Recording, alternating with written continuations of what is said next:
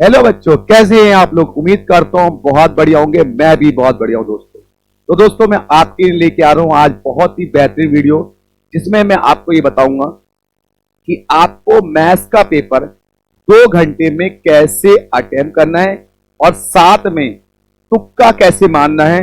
इन दोनों का कॉम्बिनेशन मिला करके आप 100% पास हो जाओगे। अगर आपने इस दोनों कॉम्बिनेशन अच्छे से किया तो बच्चों आप 100% पास होने वाले, ये मेरा आपसे वादा है। तो देखिए, सबसे पहले हम बात करते हैं कि जो मैथ्स का पेपर होता है सीए फाउंडेशन का, वो 2 घंटे का होता है। इस 2 घंटे में आपको पूरा पेपर कंप्लीट करना पड़ता है। तो बहुत से बच्चों को समस्या ही होती है कि सर हम 2 घंटे में पेपर ही नहीं कर पाए और हमारा पेपर छूट गया और वो क्वेश्चन रह गए जो हमें आते थे। तो इस समस्या का सॉल्यूशन मैं लेके आया हूं और फिर उसके बाद मैं आपको बताने वाला हूं जिन बच्चों ने कुछ भी नहीं किया, अब वो मैथ्स में तुक्का लगाना चाहते हैं तो वो कैसे तुक्का लगाएंगे। बहुत ही साइंटिफिक टेक्निक मैं आपको बताने वाला हूं। इस वीडियो को पूरा बेटा जरूर देखिएगा। जिनका मैथ्स का पेपर है मई अटेम्प्ट का, वो जरूर इस वीडियो को देख के जाए। ज्यादा बच्चों को उसको शेयर कीजिएगा क्योंकि इससे बहुत कुछ ही आपको मिलेगा सीखने को। तो चलिए स्टार्ट करते हैं कि सर मैथ्स का पेपर अटेम्प्ट कैसे करना है आपको। तो चलिए दोस्तों चलते हैं हम लोग जरा आपको स्क्रीन की तरफ। देखिए, आपका जो मैथ्स का पेपर है ये आपका टोटल होता है 2 घंटे का, जिसमें मिलते हैं आपको 120 मिनट। आपने क्या करना है, 120 मिनट को 3 पार्ट में डिवाइड करना है, 40 मिनट्स, 40 मिनट्स और 40 मिनट्स। अब पहले 40 मिनट में आपने कैसे करना है, देखो बेटा, पहले 40 मिनट में क्या करना है बेटा, आपको क्वेश्चन नंबर 1 से स्टार्ट करना है। पहले 40 मिनट में क्वेश्चन 1 से स्टार्ट करना है और करते जाना है। आपको सबसे पहले वो क्वेश्चन अटेम्प्ट करने हैं 40 मिनट में जो क्वेश्चन आपको देखते ही जिसके आंसर आ रहे हैं, हाँ इसका आंसर है, इसका भी, चलो चलो, जो क्वेश्चन नहीं आ रहे हैं उसको आपको छोड़ के आगे बढ़ जाना है। याद रखना, पहले 40 मिनट पहला फेस करना है कि आपको पूरे 100 क्वेश्चन गो थ्रू करने। जो क्वेश्चन देखते ही जिसका आंसर आ रहा है वो आपको टिक कर देना है और आपने आगे बढ़ जाना है। इससे क्या होगा पहले फेस में कि आपके वो क्वेश्चन सारे अटेम्प्ट हो जाएंगे जो आपके आसान थे और आपको आते थे। कोई ऐसा क्वेश्चन नहीं छूटेगा जो आपको नहीं आता था। राइट बेटा। हाँ, कैसे करना है, हाँ ऐसा भी हो सकता है कि आपने पहला क्वेश्चन अटेम्प्ट किया, नहीं आ रहा, ओ सर, दूसरा किया, नहीं आ रहा, ओ सर, तीसरा। हो सकता है पहले के 10 क्वेश्चन आपको नहीं आते, तो आपको टेंशन नहीं लेनी है। आपको बस अपने माइंड को सेट करते हुए आगे बढ़ते आना। नहीं आ रहा छोड़ दो, जिसमें जरा से भी अटक रहे हो उसको छोड़ दो, आगे बढ़ेंगे। आपने पहले फेस में वो करना है जो आपको 1 टाइम में आता है। तो आपने जैसी पहला फेस करोगे, ये आता है इसका ए, इसका बी, जो भी आपने ऑप्शन लगाया, तो पहले फेस में जब आप जाओगे ना तो कम से कम आप देखेंगे आपको 100 में से कम 30 से 35 क्वेश्चन आपको आते होंगे जो आपने देखते ही आंसर लगा दिया हो। कम से कम दोस्तों मैं आपको बता रहा हूं क्योंकि बच्चे ने इतना पढ़ा हुआ होता है कि 30 से 35 क्वेश्चन उसको देखते ही आंसर आ जाए। तो आपने क्या, इस फेस को पूरा करते ही आपने OMR शीट में ये गोले भर देने कि चलो भाई ये पहला फेस हो गया, इसके गोले भर देते हैं। इससे क्या होगा, आपका 30 से 35 नंबर का पेपर आपका अटेम्प्ट हो जाएगा।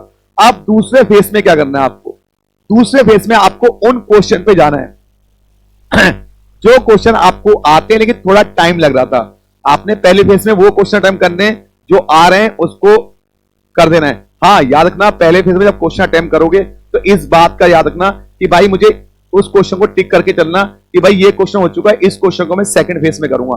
मतलब सेकंड फेस वाले के नहीं, आप चाहो तो हल्का सा टक लगा सकते पेंसिल से कि मैं सेकंड फेस में करूंगा।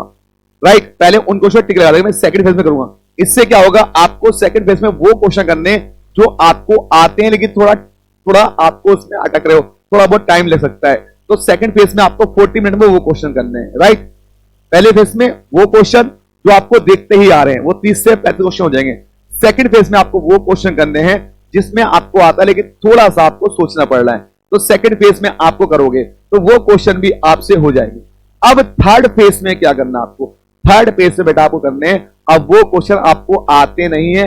अब या तो आपने उसको सोचना है काफी देर तक या आपको तुक्का लगाना है।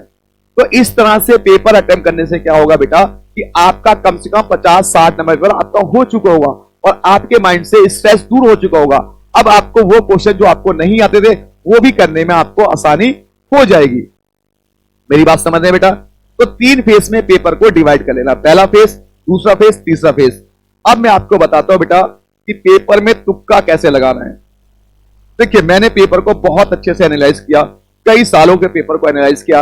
मैथ्स की बात करूं, क्या मैं आपकी बात करूं, और किसी सब्जेक्ट की बात करूं, जो मैथ्स फाउंडेशन या कोई भी ऑब्जेक्टिव पेपर जिसमें नेगेटिव मार्किंग है, मैंने बहुत सारे पेपर को गो थ्रू किया, उनके बारे में पता लगाया। तो मैंने क्या पता लगाया कि हर पेपर के अंदर लगभग जो ABCD 4 ऑप्शन होते हैं, इनकी वेटेज लगभग बराबर होती है। मतलब 25 question A, 25 question B, 25 question C और 25 क्वेश्चन D, इसी तरह से वेटेज गिवन होती है। ठीक है बेटा, अब मैं आपको बताता हूं तुक्का कैसे लगाना है।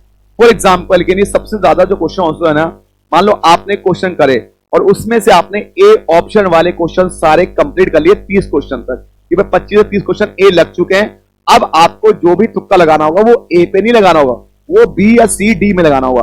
तो आपको चेक कर लेना है उसके बाद कि मैंने A ऑप्शन वाले कितने तुक्के लगाए हैं बेटा, मतलब कितने क्वेश्चन सॉरी अटेम्प्ट कर लिए हैं। अगर A वाले क्वेश्चन खत्म हो चुके तो आपको A ऑप्शन पे टिक नहीं करना है, अब आपको B C D में लगना है। फिर B में चेक करो कि भाई हो चुके, मतलब 2-4 मिनट जाएंगे, लेकिन तुक्का लगाने वाली बात, लास्ट के 40 मिनट की बात कर रहा हूं आपसे, तो उससे क्या होगा कि B ऑप्शन, अगर आपने देखो ज्यादातर मैंने पूरा CA फाइनल पेपर जो OMR शीट देखी, जो उसके आंसर देखे, वो B में 30% आ रहे हैं, मतलब 100 में 30 नंबर के B आते हैं, लगभग 25 नंबर के A आते हैं, और D सबसे कम ऑप्शन होते हैं, D लगभग 20 नंबर के होते हैं।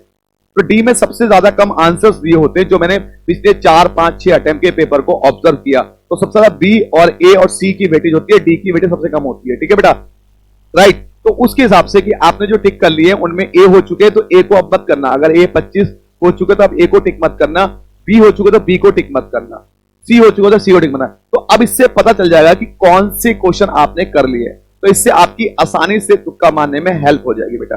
अब तुक्का लगाना किन किन बच्चों को चाहिए, देखिए तुक्का 2 तरह के बच्चों को लगाना चाहिए। जिन बच्चों का पेपर 80 प्लस का हो चुका है, 85 प्लस का हो चुका है या सही हो चुका है और 90 प्लस, तो वो बच्चे क्या करेंगे, तुक्का लगाएं, क्योंकि उनको अब पास होने का डर नहीं है, अब उनको ज्यादा नंबर लाने, तो वो पेपर छोड़ के ना आए। जिनका 85 प्लस से सही पेपर हो चुका है वही बच्चे तुक्का लगाए, क्योंकि अगर 2-4 नंबर कट भी है तो कोई दिक्कत नहीं, वो पास तो ऑलरेडी है, लेकिन अब उनके नंबर बढ़ सकते हैं। अब तुक्का कैसे लगाना है देखिए, और दूसरे कौन से बच्चों को तुक्का लगाना है, दूसरे उन बच्चों को तुक्का लगाना है जिनके अब पास होने के चांसेस बिल्कुल भी नहीं है, कि भैया मैं तो अब पास नहीं हो सकता, मैंने सिर्फ 40 नंबर का पेपर किया है, तो 40 नंबर पेपर करने से आप पास नहीं हो सकते। अब आपको हर हालत में कम से कम आपको तुक्का लगाना ही पड़ेगा 20-30 क्वेश्चन का।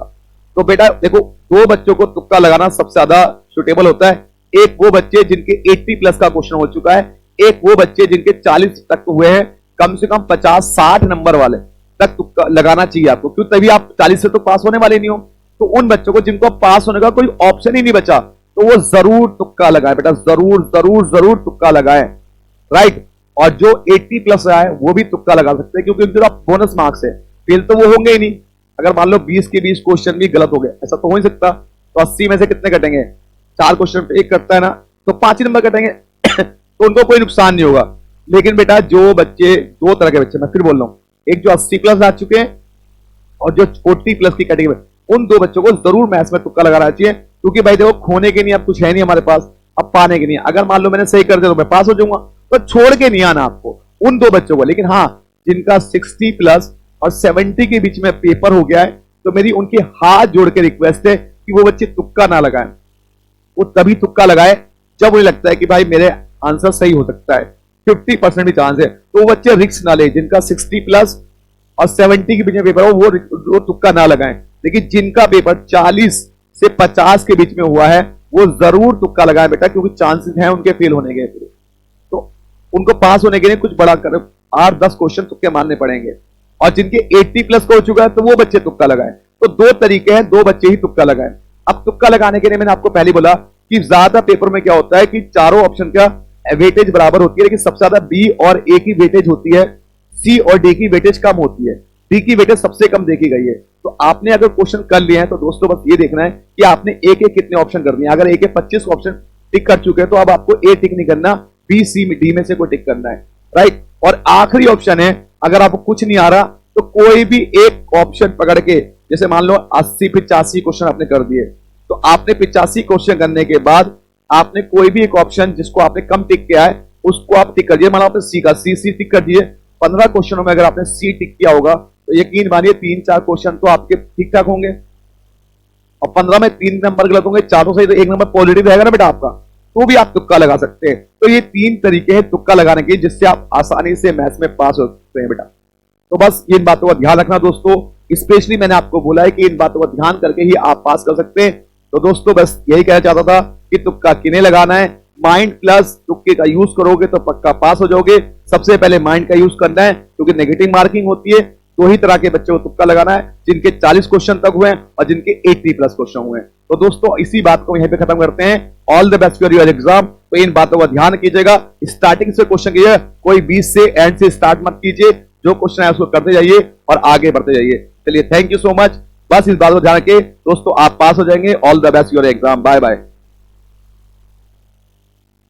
बाय बाय बेटा।